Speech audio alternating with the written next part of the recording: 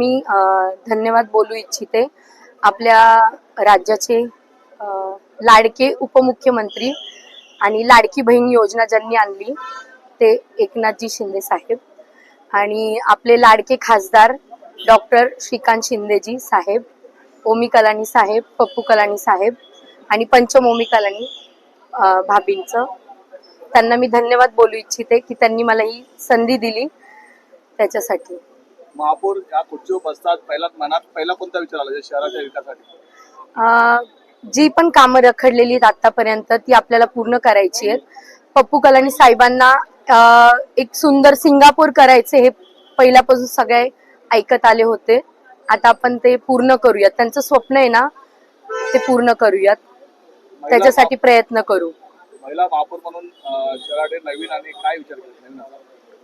महिला सक्षमीकरणासाठी मी प्रयत्न करेन.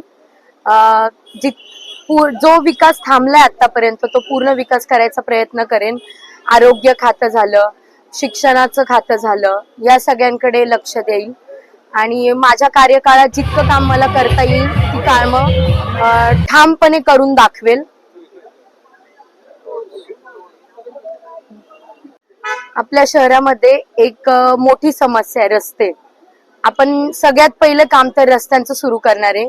जे रस्त्यांची कामं रखडलेली आहेत आतापर्यंत ती सगळ्यात पहिले मी उद्या सकाळीच त्याच्यासाठी मीटिंग घेणार आहे रस्त्यांसाठी आणि रस्त्याची कामं पहिली सुरुवात करणार आहे.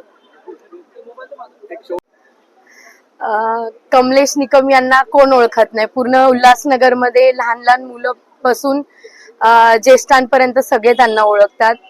त्यांनी गेले 18 ते 20 वर्षापासून कालानींसाठी पूर्णपणे मेहनत घेतलेली आहे आणि या शहरामध्ये जितकं त्यांना करता आलं तितकं काम केलेलं आहे. तुम्ही पॅनल नंबर 7 मध्ये आलात तर बघाल पूर्ण उल्हासनगरमध्ये जितकी कामं झालेली नाहीये तितकी आमच्या वार्डात झालेली आहेत. आणि जसं आम्ही पॅनल नंबर 7 सुधरवलाय आता आम्ही पूर्ण शहराची जबाबदारी घेतोय आणि पूर्ण शहर सुधरवायची जबाबदारी माझ्यावर कलानी कुटुंबाने टाकलेली आहे. मी ती पूर्ण करणार आहे आणि शिंदे साहेबांनी जो माझ्यावर विश्वास दाखवलाय तो मी पूर्ण करायची हमी देतो. आपकी जुबान हमारी आवाज, देखते रहिए मेरा उल्लास.